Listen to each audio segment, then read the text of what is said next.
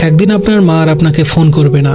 আজ হয়তো তার কথা শুনে বিরক্ত হন, ফোন না ধরতে ইচ্ছে করে, কিন্তু একদিন আপনি নিজেই অপেক্ষায় থাকবেন। মা যদি আর একবার ফোন করত, একদিন কেউ আর বলবে না তোর মুখটা কেন শুকনো লাগছে, কিছু খেয়েছিস তো। যে মানুষটি নিজের সবকিছু বিসর্জন দিয়ে আপনার মঙ্গল চেয়েছে, নিঃস্বার্থভাবে ভালোবেসেছে, সে আর থাকবে না। আপনি চাইলেও আর সেই ভালোবাসার ছায় ফিরে যেতে পারবেন না। একদিন আপনার ভুলগুলোর জন্য কেউ আর শাসন করবে না। আজ হয়তো রাগ লাগে, বিরক্ত হন, কিন্তু সেই শাসনই একদিন অভাব হয়ে বুকে চেপে বসবে।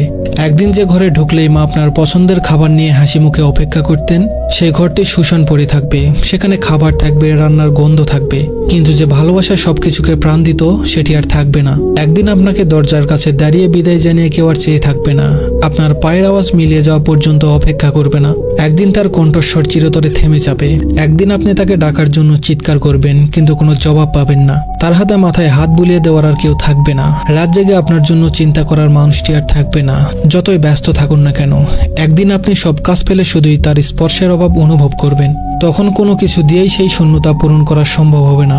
সময় খুব নিষ্ঠুর, এটি থেমে থাকে না, কাউকে ফেরত পাওয়ার সুযোগ দেয় না। একদিন শুধু স্মৃতির মধ্যে তাকে খুঁজতে হবে, তার পুরনো গলার স্বর রেকর্ডে শোনার চেষ্টা করতে হবে, পুরনো ছবিগুলো হাতে নিয়ে বোবা কান্না করতে হবে, কিন্তু কিছুই আর ফিরবে না, কেউ আর ফিরে আসবে না। আপনি কেবল অনুভব করবেন আপনার ভিতরে এক বিশাল শূন্যতা, যা কখনোই আর পূরণ হবে না। ধন্যবাদ সবাইকে।